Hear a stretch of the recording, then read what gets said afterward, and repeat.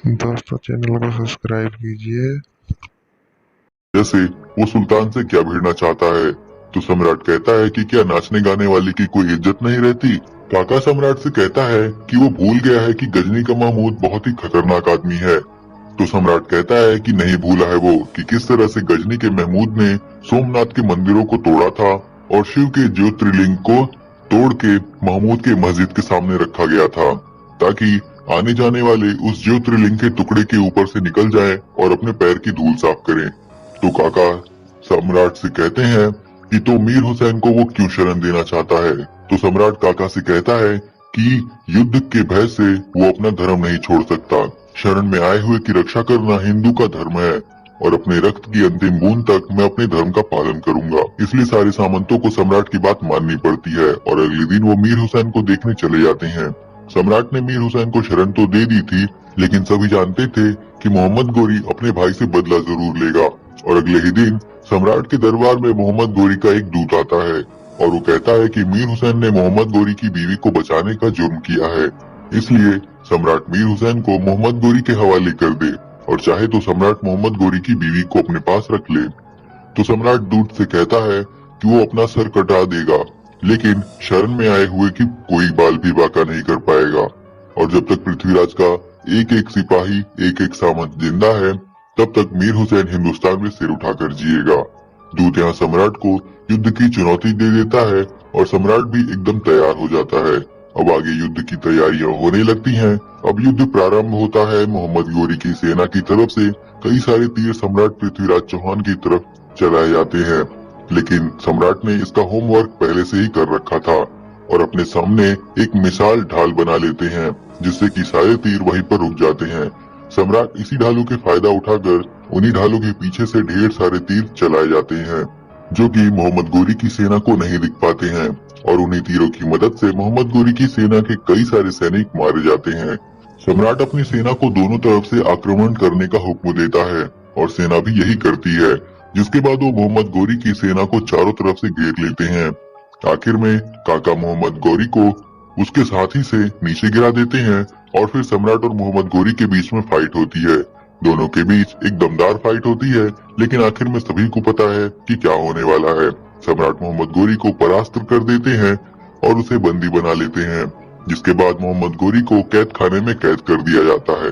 और फिर एंट्री होती है सोनू सूद यानी चंद्रवर दाई की। चंद्रवर दाई कवि और ज्योतिष दोनों है। चंद्रवर दाई साये की तरह सम्राट के साथ रहते हैं। यहाँ मोहम्मद गोरी चंद्रवर दाई से कहता है कि उसे मौत की सजा दे दी जाए। तो चंद्रवर दाई मोहम्मद गोरी से कहता है कि अगर पृथ्वीराज चौहान उसे मौत की सजा दे दें तो इसमें पृथ्वीराज चौहान की विजय नहीं बल्कि उनकी हार होगी। जब पृथ्वीराज हारे और वही आपको मौत की भी सजा दें तब वो जीतेंगे। लेकिन ये सारी बातें मोहम्मद गोरी को बाउंस कर जाती है, जिसपे चंद्रवर दाई कहता है कि अगली मुलाकात में वो उसे सब कुछ बता देंगे। अगले दिन दरबार में सबको ऐसा लग रहा था कि पृथ्वीराज चौहान मोहम्मद गोरी को मौत की सजा सुना देंगे, इसलिए काका ने अपने आंखों की पट्टियां भी नहीं पहनी थी। कान्हा काका की पट्टियों की भी एक अलग कहानी है। दरअसल कान्हा काका पृथ्वीराज चौहान के काका और एक महान योद्धा है। ऐसा कहा जाता है कि उन्होंने प्रण लिया था कि अगर पृथ्वीराज चौहान के आगे अगर कोई मूंछ पर ताव देगा तो उसके सर को काट देंगे या फिर खुद मर जाएंगे। ऐसे ही एक बार किसी राजा ने दरबार में पृथ्वीराज के सामने मूंछों पर ताव देते हुए कुछ कहा था तो काका ने उसे जान से मार दिया था। तो सम्राट ने काका को सजा दी थी और सजा के तौर पर उन्हें जिंदगी भर आंखों पर पट्टी बांधने को कहा था। और वो अपनी पट्टी को तभी खोल सकते हैं जब या तो युद्ध हो या किसी औरत से प्रेम कर रहे हो, लेकिन काकी 2 सालों पहले मर चुकी थी, इसलिए आंखों की पट्टी खुलने का सिर्फ युद्ध ही सहारा था। आगे हम देखते हैं कि पृथ्वीराज चौहान ये फैसला लेता है कि वो मोहम्मद गोरी को छोड़ देगा। सारे सामंत मना करते हैं और कहते हैं कि मोहम्मद गोरी को मौत की सजा दे दी जाए, लेकिन सम्राट उसे एक और मौका दे देता है। इन सब के बाद सम्राट पृथ्वीराज चौहान अजमेर का राजा तो था ही, साथ में उसे दिल्ली का राजा भी बना दिया जाता है। लेकिन जब ये बात कन्नौज के राजा जयचंद को पता चलती है कि पृथ्वीराज को दिल्ली का राजा बना दिया गया है तो वो बौखला जाता है, क्योंकि उसे ऐसा लग रहा था कि दिल्ली का अगला राजा वही बनने वाला है, लेकिन ऐसा नहीं हुआ। जयचंद की बेटी का ही नाम संयुक्ता है और संयुक्ता पृथ्वीराज चौहान से प्रेम करती है, लेकिन ये बात जयचंद को नहीं मालूम है क्योंकि जयचंद को तो सिर्फ दिल्ली चाहिए। अगले सीन में हम देखते हैं कि कन्नौज का एक दूत सम्राट के दरबार में आता है और वो दूत सम्राट से कहता है कि कन्नौज के राजा जयचंद राजस्व यज्ञ कराना चाहते हैं। और यहीं पर हमें राजस्व यज्ञ के बारे में पता चलता है कि पुराने समय में बड़े बड़े राजा राजस्व यज्ञ इसलिए करते थे ताकि वो अपनी सीमाएं बढ़ा सके और छोटे छोटे राजाओं से कर वसूल कर सके। और जो राजा कर नहीं देता तो उसे युद्ध करके जबरदस्ती कर वसूला जाता था।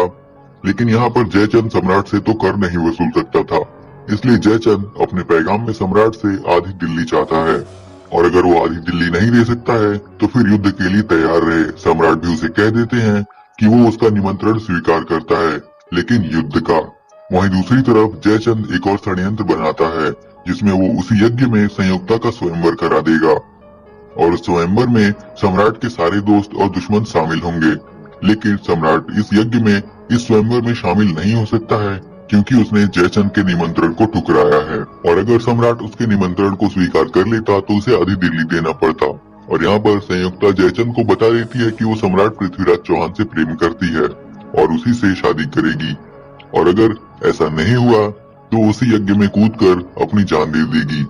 उसके बाद संयुक्ता अपने कमरे में चली जाती है। साथ में जयचंद को ये भी पता चलता है कि जो इंसान निमंत्रण अस्वीकार करता है उसके पहले युद्ध में हराना पड़ता है, उसी के बाद यज्ञ हो सकता है। लेकिन इस रीत का भी उनके पास तोड़ था। जिस आदमी ने निमंत्रण अस्वीकार किया हो उसका पुतला बना दिया जाता है। तो यहाँ पर वो सम्राट का एक सोने का पुतला बना देते हैं और उन्हें दरबान के रूप में महल के दरवाजे पर खड़ा कर दिया जाता है। और ये बात संयुक्ता को भी पता चल चुकी थी, जिसके अगले दिन ही वो स्वयंवर और राजस्व यज्ञ दोनों ही होने थे। लेकिन संयुक्ता यहाँ सबके सामने बता देती है कि वो सम्राट पृथ्वीराज चौहान से प्रेम करती है और उसी से शादी करेगी। इसलिए संयुक्ता सम्राट के पुतले के पास जाती है और उसे माला पहना देती है। इससे पहले कि जयचंद कुछ कर पाता, हम देखते हैं कि सम्राट वहाँ पर अपने काका और चंद्रवर दाई के साथ आ रहा होता है।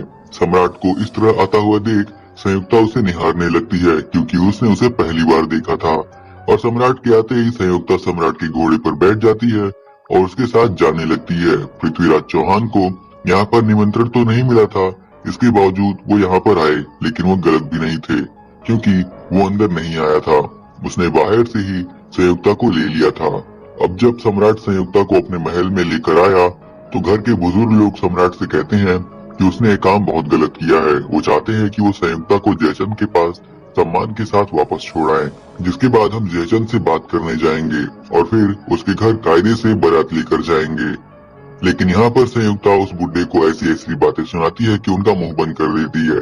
अगले दिन पूरे रीति रिवाजों के साथ संयुक्ता और पृथ्वीराज चौहान की शादी कराई जाती है, जिसमें सभी लोग मौजूद भी होते हैं और सभी लोग खुश भी होते हैं।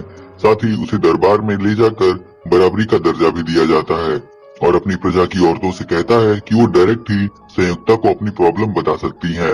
आगे हम देखते हैं कि पृथ्वीराज चौहान और संयुक्ता कुल मंदिर के दर्शन करने जा रहे होते हैं।